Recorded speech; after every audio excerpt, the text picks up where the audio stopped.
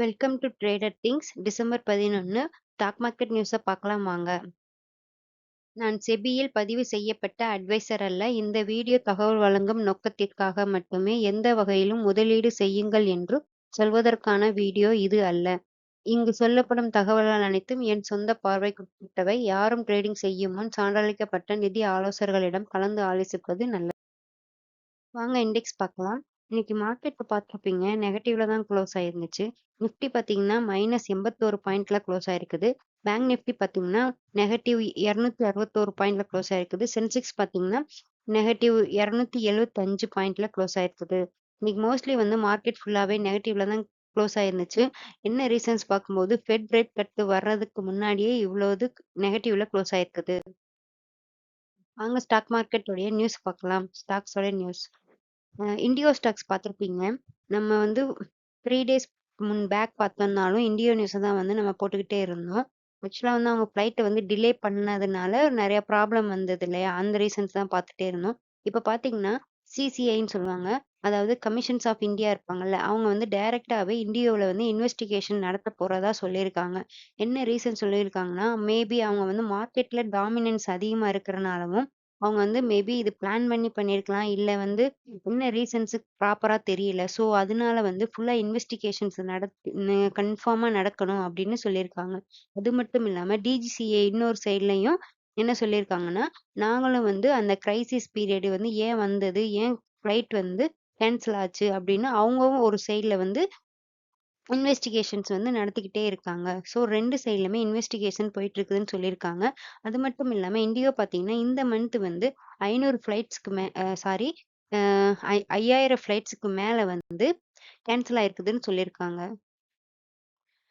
Silver பார்த்துருப்பீங்க. இன்னைக்கு all time உடைய ஹைல ட்ரேட் ஆயிட்டு இருந்துச்சு. இது ஃபர்ஸ்ட் டைம் பார்த்தோம்னா, என்ன ரீசன்ஸ் பார்க்கும்போது குளோபலா சப்ளை ஷார்ட்டேஜ் இருக்குது. அதனாலயும் சில்வர் ரேட் அதிகமாயிருக்குதுன்னு சொல்லியிருக்காங்க.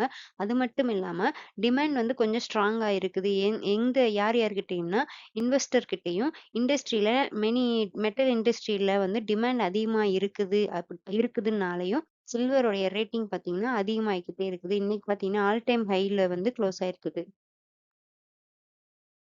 ஸ்பைஸ் ஜெட் பார்த்துருப்பீங்க. ஆக்சுவலா ஸ்பைஸ் ஜெட்டுக்கு அவங்க எக்ஸ்ட்ரா 100 ஃப்ளைட் டெய்லி ரன் பண்ணலான்னு சொல்லியிருக்காங்க. என்ன ரீசன்ஸ் பார்க்கும்போது இந்தியாவுக்கு ஆல்ரெடி 5% 10% ஃப்ளைட் ரேட் கட் பண்ணியிருக்காங்க. ஸோ இந்த இதோட ஆப்பர்ச்சுனிட்டியை யூஸ் பண்ணிட்டு ஸ்பைஸ் ஜெட் 100 ஃப்ளைட் எக்ஸ்ட்ராவா விடலாம் அப்படின்னு சொல்லியிருக்காங்க. ஆக்சுவலா இண்டிகோ இண்டிகோ என்ன சொல்லியிருக்காங்கன்னா, எஃப்டிடிஎல்னு ஒரு ரூல்ஸ் இருக்குல்ல, அதை அவங்க ஃபாலோ பண்ணாததும் ஒரு ரீசனா சொல்லியிருக்காங்க. இது ஸ்பைஸ் ஜெட்ல இருந்து கிடைச்ச ஒரு நியூஸ். அதனாலேயே பாத்தீங்கன்னா ஸ்பைஸ் ஜெட் பாசிட்டிவ்லயே க்ளோஸ் ஆயிருந்துச்சு. ஐடிசி பாத்தீங்கன்னா, ஐடிசிக்கு பை ரேட்டிங் கொடுத்துருக்காங்க. ஐசிஐசிஐ செக்யூரிட்டிஸ்ல இருந்து ஐடிசிக்கு டார்கெட் பிரைஸ் 250 ஆகும். இப்போ கரண்டா எவ்வளவு போயிட்டு இருக்குதுன்னா 191ல போயிட்டு இருக்குது. பிரைஸ் 21% இன்க்ரீஸ் ஆக அதிக வாய்ப்பு இருக்குன்னு சொல்லியிருக்காங்க. என்ன ரீசன்ஸ் பார்க்கும்போது ஐடிசி ஹோட்டல் இப்ப பாத்தீங்கன்னா 145 பிளஸ் ஹோட்டல் வச்சிருக்காங்க. அதே 2030க்குள்ள அவங்க சைட்ல இருந்து 220 பிளஸ் ஹோட்டலுக்கு மேல நாங்க ஓபன் பண்ணுவோம்னு ஐடிசி உடைய ஹோட்டல்ல இருந்து சொல்லியிருக்காங்க. இன்னைக்கு மோஸ்ட்லி ஸ்டாக்ஸ் எல்லாமே விழுந்துருச்சு. என்ன ரீசன்ஸ் பார்க்கும்போது ஃபெட் ரேட் கட்னால தான் சொல்லியிருந்தாங்க. அதுல விழுந்த ஸ்டாக்ஸ் எல்லாம் பாத்தீங்கன்னா Kaynes, Dixon, Amber, PG electro இந்த கம்பெனி எல்லாமே ஃபால் ஆயிருந்துச்சு. அதே மாதிரி மிட் கேப் ஐடி ஸ்டாக்ஸ்லயும் ரேட் கட் வர்றதுக்கு முன்னாடியே பிரைஸ் இருக்குல்ல, அது 4% டவுன் ஆயிருக்குது. மெட்டல் கொஞ்சம் பாசிட்டிவ்ஸ்ல ட்ரேட் ஆயிட்டு இருந்துச்சு. ஜேஎஸ்டபிள்யூ ஸ்டீல் பாத்தீங்கன்னா ஜெஃப்ரி பை ரேட்டிங் கொடுத்துருக்காங்க. அவங்களுடைய டார்கெட் பிரைஸ் பாத்தீங்கன்னா ஆல்ரெடி பையிங் ரேட்டிங் கொடுத்துருந்தாங்க. 1400 பிரைஸ்ல இருந்து இப்போ கம்மி பண்ணியிருக்காங்க. 1300 கம்மி பண்ணியிருக்காங்க. டாடா ஸ்டீல் பாத்தீங்கன்னா ஜெஃப்ரியோடைய பை ரேட்டிங் கொடுத்துருந்தாங்க. 210 இருந்து 200 கன்வெர்ட் பண்ணியிருக்காங்க. பிஎஸ்சில இருந்து ஒரு நியூஸ் கிடைச்சிச்சு நமக்கு. செபில இதுக்கு முன்னாடியே நியூ ரூல் யோசிச்சுட்டு இருந்தாங்க கரெக்டா, அந்த வீக்லி எக்ஸ்பைரினால. ஸோ அதனால தான் பிஎஸ்சியோட ஸ்டாக்ஸ் எல்லாமே கீழே விழுந்திருந்துச்சு. அகைன் இப்போதைக்கு எந்த நடவடிக்கை எடுக்க போறதா இல்லைன்னு சொல்லியிருந்தனால ஸோ கொஞ்சம் ஜம்ப் வந்தது. இப்ப மறுபடியும் வந்து யோசிக்க போறதா சொல்லியிருக்காங்க. வீக்லி எக்ஸ்பைரியும் டெரிவேஷன்ஸ் ட்ரேடிங் கண்ட்ரோல வந்து கண்ட்ரோல் பண்ணலாம் அப்படின்னு. ஸோ அதனால வந்து மார்க்கெட்ல கொஞ்சம் ஃபியராவும் இருக்குது.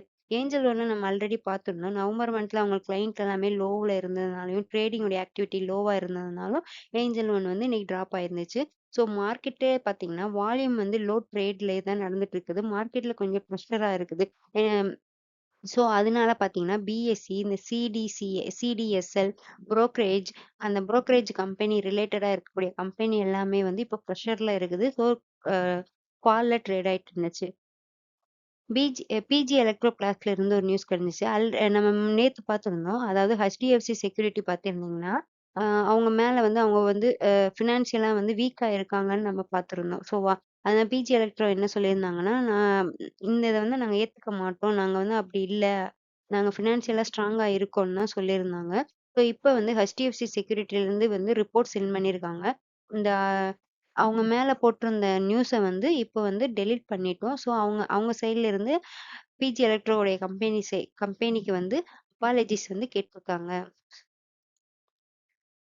ஆனந்த் ரதி வெல்த் லிமிடெட் பார்த்தோம்னா, ஆக்சுவலா வந்து அமித் ரதின்னு சொல்றவர் வந்து ப்ரொமோட்டர், ஓகேவா?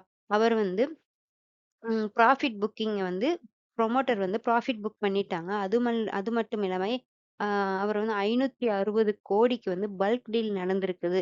20,00,000க்கு ஷேருக்கு வந்து 20,00,000 ஷேர வந்து 2,800க்கு வந்து செல் பண்ணியிருக்காங்க. தேங்க் யூ ஃபார் வாட்சிங் அவர் சேனல். சப்ஸ்கிரைப் பண்ணுங்க, கமெண்ட் பண்ணுங்க, லைக் பண்ணுங்க. ஆக்சுவலா நான் இப்பதான் வந்து யூடியூப் சேனல் ஸ்டார்ட் பண்ணியிருக்கேன். வந்து ஏதாவது பிழைகளோ, தவறாக பேசியிருந்தாலோ என்ன மன்னிச்சிடுங்க. நான் போக போக வந்து சரி பண்ணிக்கிறேன். அவ்வளோதான் ஃப்ரெண்ட்ஸ். Thank you.